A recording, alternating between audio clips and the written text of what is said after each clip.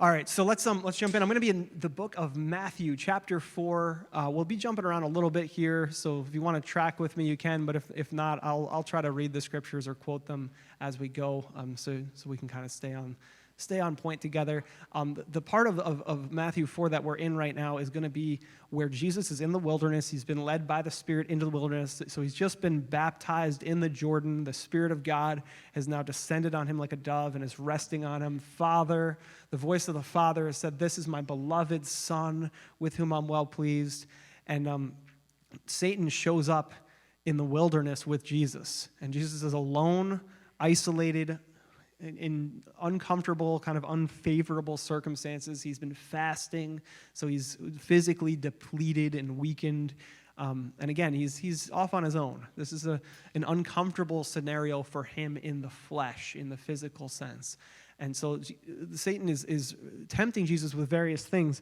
The one I want to highlight today is in verse 8 of Matthew 4. Again, the devil took Jesus to a very high mountain and showed him all the kingdoms of the world and their glory.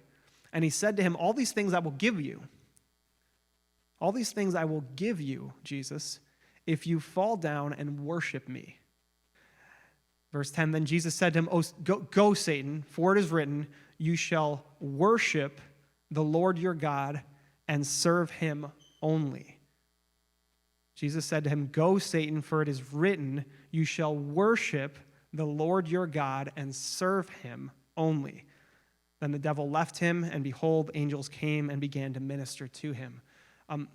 There's a lot that we can kind of explore with this particular passage, but what we're going to highlight today is Jesus does something interesting. So if you watch the pattern of how he overcomes temptation from the devil, he's constantly quoting Scripture almost like as a way to combat the temptation. So he's using the truth of the Scriptures and what God has previously already said and promised, and he's using that as a means to navigate the here and now temptation that he's facing. And so this is the pattern that's gone back and forth. But in this particular case, Jesus quotes Deuteronomy. I believe I don't know, somebody's got a footnote probably. Is it chapter 6 or chapter 8? My mind is jumping between the two. But either way, it's Deuteronomy. And what he does is very interesting because he actually finesses one of the words that he quotes from the original passage. And modern-day Christian Bibles have almost followed suit, and you can almost go to the original passage, and you'll see some of them quote it the way Jesus said it to Satan. They actually changed the way they translated this passage so that it matches what Jesus said versus what I'll say the original Hebrew would have said. And I think that's a really interesting maneuver on the part of Christ. And I don't think he misquoted. I don't think he made a mistake. I don't think he was trying to finagle something in there that wasn't in there. I think he was actually emphasizing something that was already in that passage, but you could have missed at face value. And so the way he chose to word it, I think, brought to light something that otherwise could have been obstructed or buried under the surface of what the passage seems to say. And so without further ado, what did he change? Well, the original passage in the Hebrew from Deuteronomy doesn't actually say, worship the Lord your God and serve him only. The original passage says, fear the Lord your God and serve him only. And Jesus takes this concept of the fear of the Lord and transposes it while he's navigating this temptation moment. And he says, well, the fear of the Lord, in some sense, the way I see it at least, and I think Jesus' viewpoint is probably right, the way I see it, the fear of the Lord is worship. The two are one and the same, or at least interconnected to a degree where I can in good conscience finesse this thing and really emphasize the worship component of it rather than the fear component. And if you think about what's, I didn't necessarily spell out the context, but we did read it a couple times. The scenario that Jesus is in is this. He's on this high place, this mountain, and Satan is showing him all of the kingdoms of this world. And Satan is essentially saying, look, if you bow down and worship me, Jesus, if you worship me, I will give you all these kingdoms. So it's like this very real temptation if you think about, like, you and I don't really have to like think about this too much because like you're not going to be in charge of the whole world. Like, that's not going to happen. But for him, like, why was Jesus sent? He's sent as the light of the world and as the Savior of the world, as the Christ. He is God. He's one with God. He is the only begotten of God. He is the living Word. He's the Word that was in the beginning, and the beginning was the Word. So and the Word was God. So here Jesus is, and he's essentially come in some part to destroy the works of the devil and strip him of his authority, strip him of his ownership and claim to this physical world and the kingdoms that are in this physical world. And so what Satan is doing is saying, like, yeah, I'll actually give you part of the like end purpose, the end game of why you're coming here, the why you were sent here in some sense was so that you can be installed as the King of Kings, as the Lord of Lords. I will give that to you.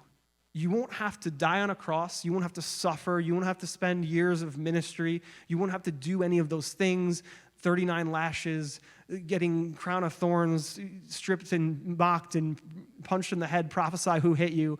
You can skip to the end and avoid all of that. All you have to do is just worship me. And Jesus says, yeah, no.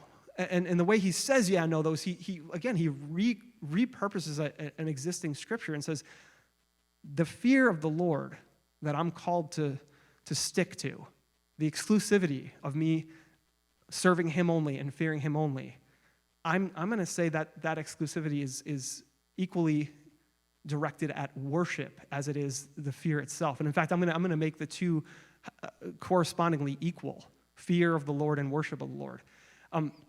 Now, so we're gonna talk about, I'll say, the connection between the fear of the Lord and worship, and we're going to talk about the connection between the fear of the Lord and wisdom. And if you track with me, you're going to see like worship, the fear of the Lord, and wisdom are all interrelated. They're all converging concepts. And who's like known for wisdom in the Bible? Help me out here, Sunday school. Solomon, yeah. So even like outside of the Bible and like pop culture stuff, like there's like comic books and stuff about like the wisdom of Solomon. Like it's really, everyone knows about Solomon. Everyone knows like how he's super duper wise. And like if you know the Bible version of the story, which is obviously the right one, how did he get his wisdom?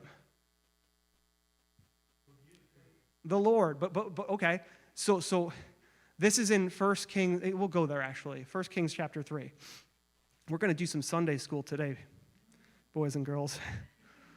Sorry, that was kind of a silly thing to say.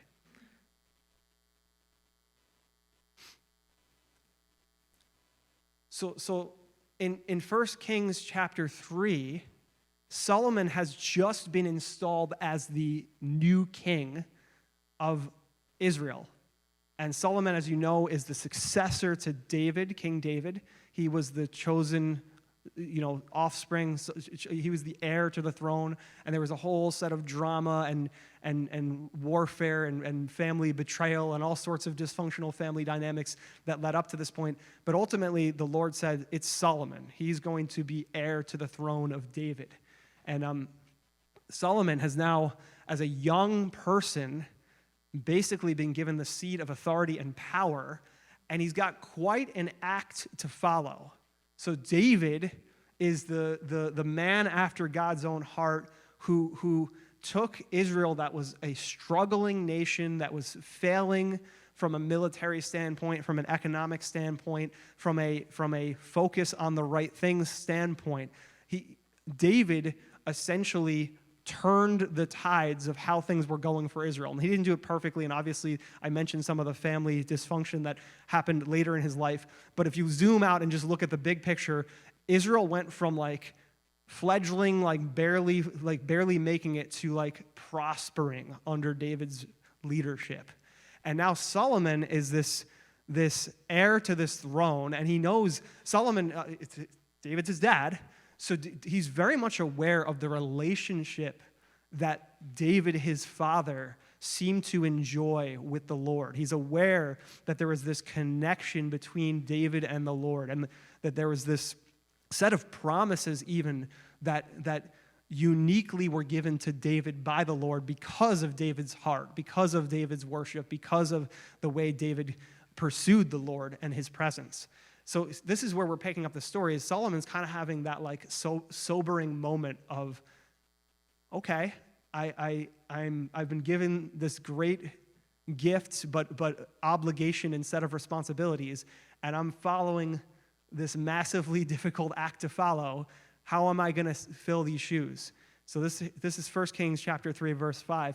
In Gibeon, the Lord appeared to Solomon in a dream at night, and God said, "Ask what you wish me to give you." Ask what you wish me to give you.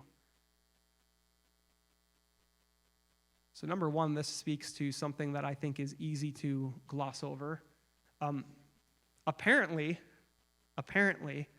God can and will visit people in dreams, and in such a way that what happens in those dreams, it will shape what happens in your actual conscious life.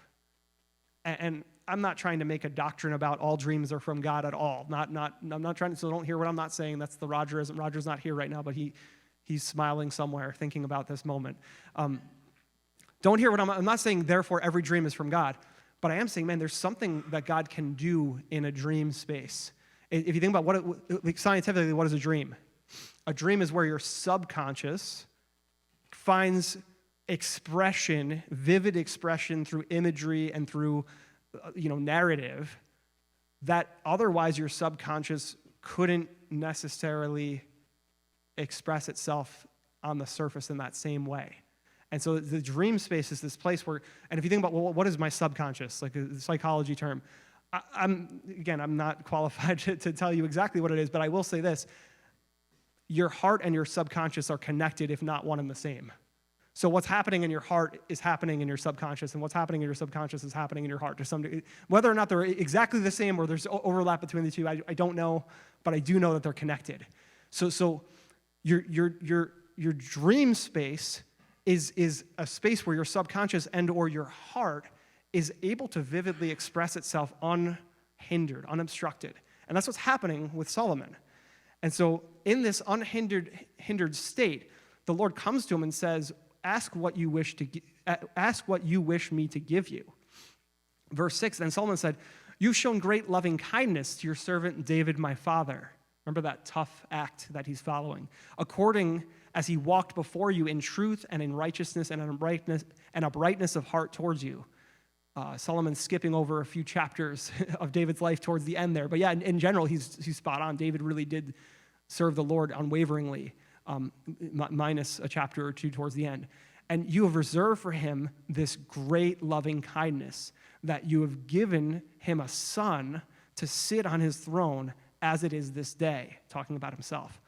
Now, verse 7, now, O Lord my God, you have made your servant king in place of my father David, yet I am but a little child. More specifically, he's like, I'm like a little boy. I'm like a little kid. I'm like a little boy. You've made me king.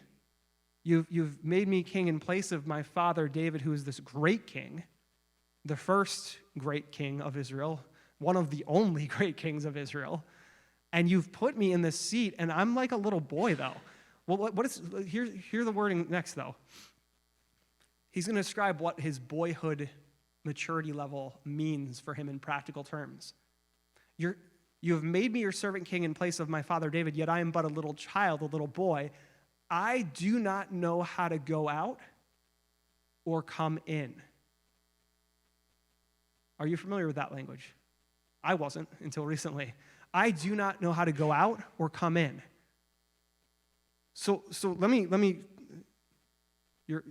I know we're teaching, we're not preaching, and it's rainy out and it's gloomy out, but there's a purpose here. So track with me, stay with me. what's leading up to the climactic moment in Solomon's dream where he asks for wisdom and God grants him that supernatural wisdom that changes the course of his life for the rest of his life, but also changes the course of what happens in the whole nation because he is king. What's leading up to that moment, that exchange, we're right there. We're on the cusp of that moment. So what's leading up to it is important to understand. I am like a little boy, for I do not know how to go out or come in. So this terminology of not going or going out and coming in is actually Hebraic military language. So like Moses, when he was an older fellow, 120 years old, God, he has a temper tantrum and strikes the rock instead of speaking to it, and it's this whole like Christ thing that he did the wrong thing prophetically and suffered greatly for it. But ultimately God said, yeah, Moses, you're not going to the promised land now because your temper tantrum and the fact that you hit the rock instead of speaking to it the way you should have. So when Moses realizes that he's not going into the promised land, this is his statement. I am an old man now. I'm 120 years old, and I'm no longer able to go in or come out. I will not be going to the promised land. When Joshua, which is Moses' successor, when he takes over, do you know what it says? Joshua was able to go in and come out. When Caleb, who is Joshua's right-hand man and one of Moses' right-hand subordinates, when Caleb was now getting older and he had not yet received his particular allotment of the promised land, he's like in his 80s and he's like, I might be old, but I'm as strong as I was when I was a young man, for I am able to go in and come out.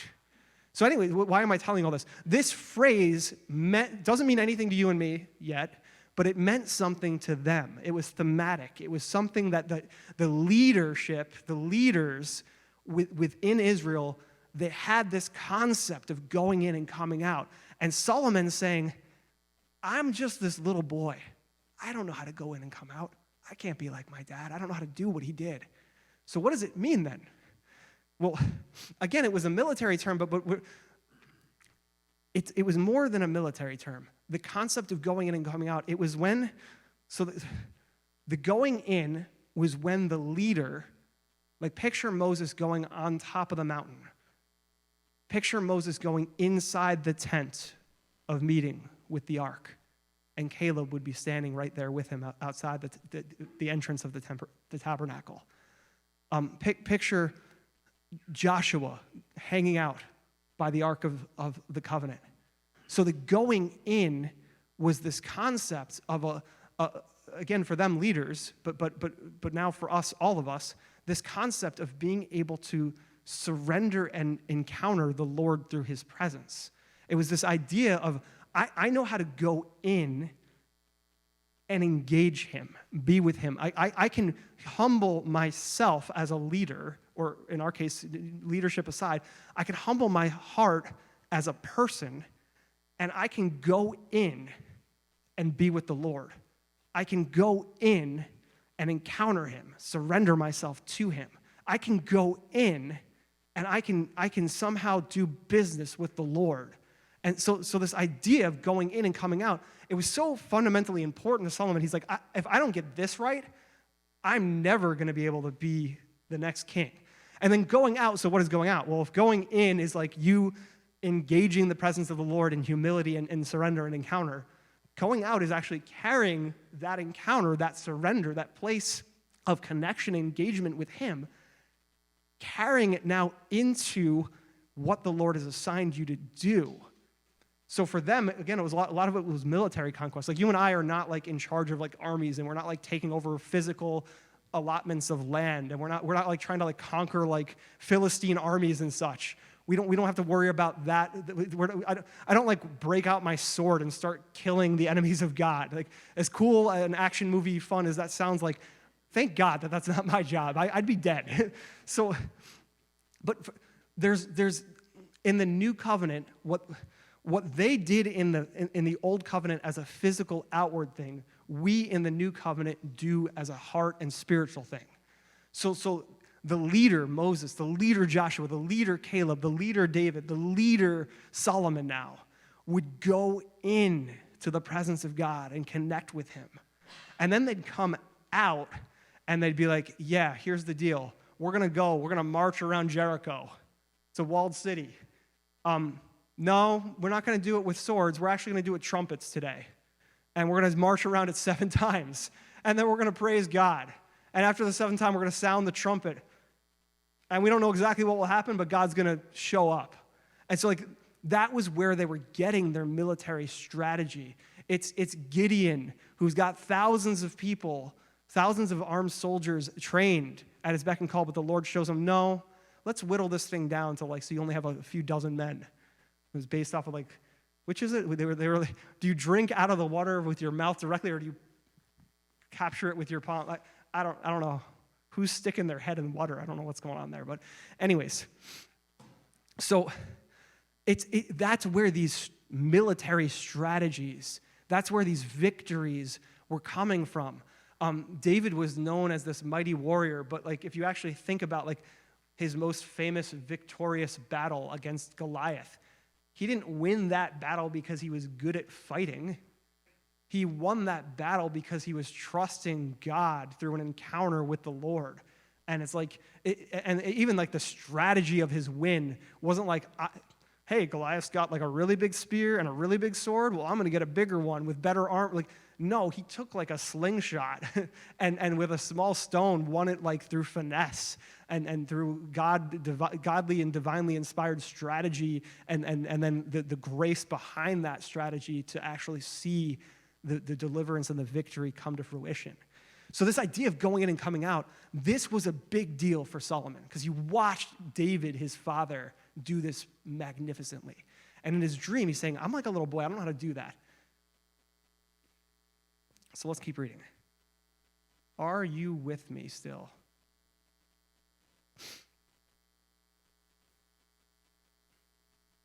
Verse 8.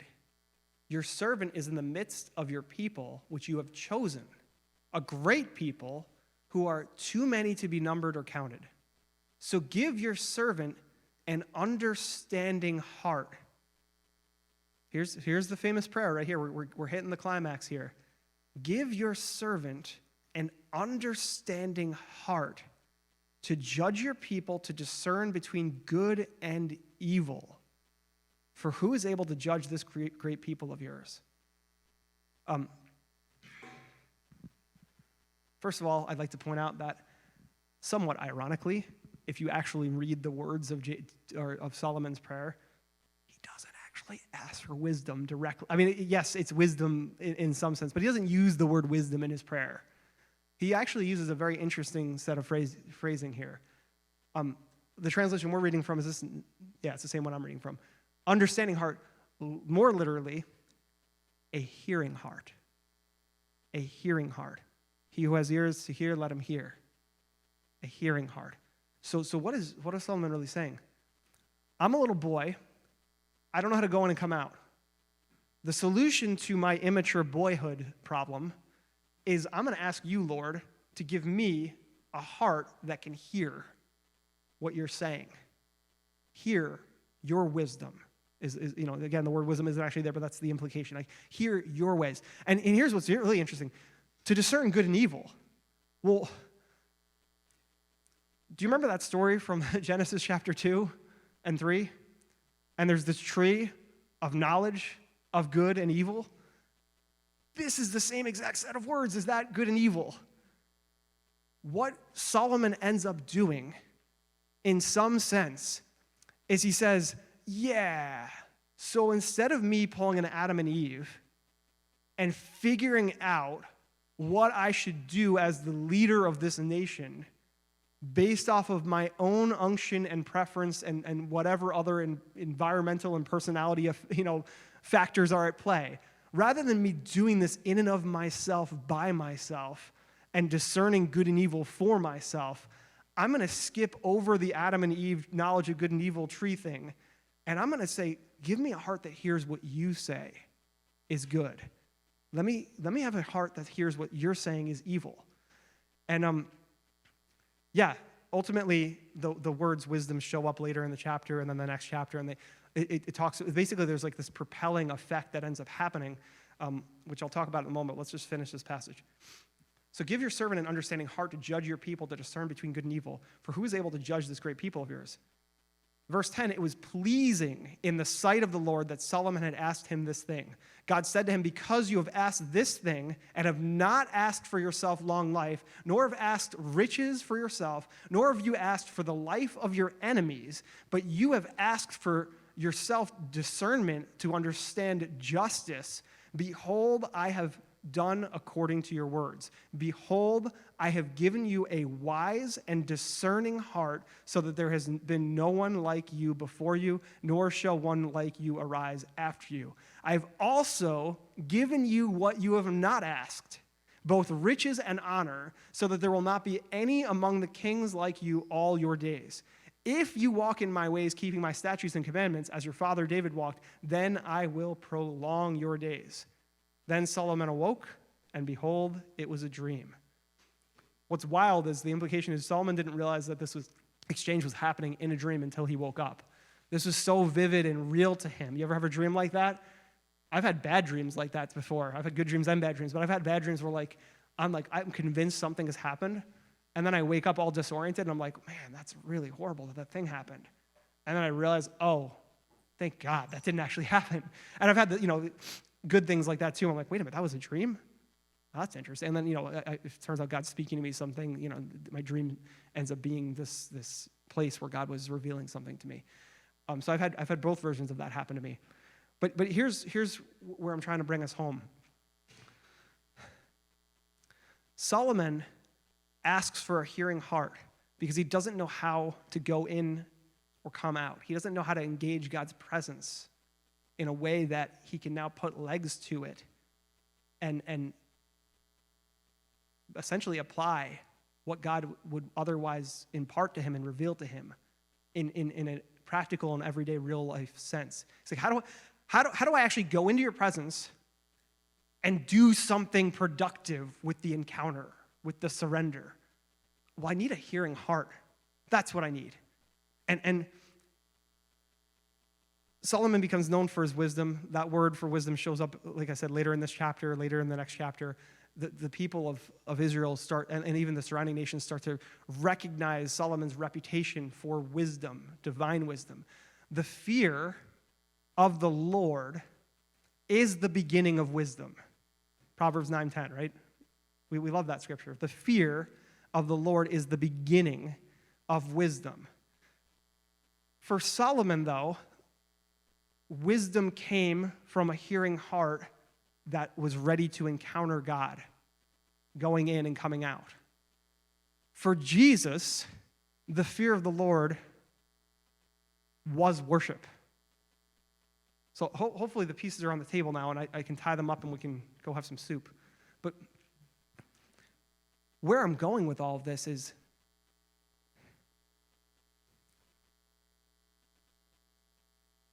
the Lord is not looking for you and I to hum some songs to him once a week under our breath. And in fact, what's interesting, when Jesus has that worship temptation moment with Satan, and again, he equates worship and fear of the Lord as somewhat corresponding terms. There's no band, there's no psalmist, there's no harp or minstrel. There's nothing musical happening. They're in the middle of nowhere. So even the idea of worship being music-based is not necessarily the point. Music just happens to be the most obvious and easiest vehicle to jump into it. The idea of worship is actually a heart that knows how to go in and come out. And it's not that you're going in and coming out like he's leaving you, but engaging him on purpose. The idea of worship is a heart that is hearing. He who has ears, let him hear. It's interesting, too, because the fear of the Lord is the beginning of wisdom. Jesus is equating worship to the fear of the Lord. Solomon is equating, essentially, some form of worship to wisdom. And then, here's where things get really I'll say take a left turn. The Bible, and I just heard somebody say this morning and yesterday, and I didn't realize it. The most prevalently featured, sheer number of times, the number of this is commanded more than any other thing, is do not be afraid, do not fear. In the prayer meeting today, Alicia had quoted that perfect love casts out all fear, and fear has to do with punishment. So the fear of the Lord isn't about being terrified of him and his judgment. The fear of the Lord is actually this holy, let me see if I can do this right. There's something holy about my relationship with Rachel. This isn't just me and her. This should be with any marriage. There's something reverent about it. There's something that I honor about it. And it produces a reverent response. It produces there's something holy about the covenant that we've made to one another. So I'm not afraid, in a terrified or scared sense, of doing the wrong thing. But I'm probably not going to spend I'm not going to spend any time scoping out other ladies. Why? Because there's a reverence to the covenant that we have. There's something holy about the promises and the love that we share being pure and undiluted. There's something holy about that. And so for me to shirk that or somehow diminish it or otherwise not show it the reverence and respect and honor that's due it, that would be a lack of I'll say reverential fear. Take that and now apply it to your relationship with the Lord. And that's it's not the best example or the only example, but it's the example that I have right now that I could try to put this into words. But there's something about the presence of God and engaging him that, yeah, you could be haphazard about it. You could be lackadaisical about it. You could be casual about it. But you're missing the holy thing that God wants to do through your relationship with him. You're missing the reverence and honor. And yes, it's for his benefit. He's ministered by your heart. He is. He's ministered to by your heart. But you're missing it for yourself too. If I were to mistreat my covenant with Rachel, I'd be doing a disservice to her. Perhaps even more so in the big scheme of things, I'd be doing an even greater disservice to me. I don't maybe you could argue that, but I'd be at a minimum, I'd be doing a disservice to both of us. That's how worship works with the Lord. That's how the fear of the Lord works. That's how the wisdom that the Lord can impart to you to go in and come out, to give you a hearing heart, to equip you to live out the assignment he has for you. That's the same thing. So, okay, it's soup time. I'm going to invite Rachel up to close us out. Come on up.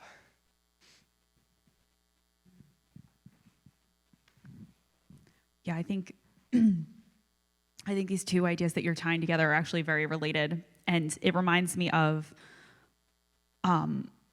this idea of deference. So this idea of coming in and going out, to me, reminds me of times in my life, if I'm doing it correctly, if I'm coming in and I'm going out correctly, I'm deferring to God's way in a circumstance. And I think it should come as no surprise that that's born out of fear of the Lord. But to Tim's point, it's not fear as in I am anxious about getting hit by a lightning bolt because God is mad. That's not the fear of the Lord that we're talking about here. I am concerned that I might choose something less than what he has for me. And I think in relationships, it's the same. So if I take Tim and my relationship with Tim as an example, if I'm going to make a big decision about my life, I'm not just going to do it. If I'm like, hey, I'm going to switch jobs, I'm not going to just do that and be like, hey, Tim, I quit my job today. Surprise. That's unlikely to happen. I'm not quitting my job. Just to put it out there in case anyone's watching this recording that I work with. But the point is, I wouldn't make that decision in a vacuum. And I think the point is, if you wouldn't make that decision in a vacuum, when it comes to the people in your life, you definitely shouldn't be leaving God out of the equation. And the real revelation comes, and really this is the blessing that Solomon is walking in, where you say, I don't want to make any decision that doesn't include God. Why would I? Why would I settle for anything less than that? So yeah, it's tied together. And again, it's easy to take these juxtaposing ideas and say like, perfect love casts out fear, but also the fear of the Lord is the beginning of wisdom. Both are true, but we're talking about different ideas, right? If you are anxious about something, if you are plagued by a fear for your life, for the outcome of a circumstance, for a situation, God's love is here for you. God's love is prepared to drive that thing out. Fear of the Lord looks very different. Fear of the Lord is really deference to the way of God. And so when Solomon asks like for wisdom, so smart. I mean, in a way, I would say kind of wise Solomon to ask that in the first place, because I feel like I've never heard it framed before like that, where, oh my goodness, I was like, red flag. It's like to judge between good and evil. And I was like, wait, this has to be a mistake. Don't ask for that. It's bad. Like, yes, we know the story of Genesis. We know picking that over life is a bad idea. But really what Solomon is doing is circumventing that. Really what Solomon is doing is saying, I don't want to decide for what the difference between good and evil. I don't want to eat from the fruit of that tree. I want to return to this place that says, what does God say in this circumstance? And I want to defer to that wisdom. That's the good and evil I want to judge between. I don't want to judge for myself. So really wise question, really wise request to begin with. So yeah, no surprise.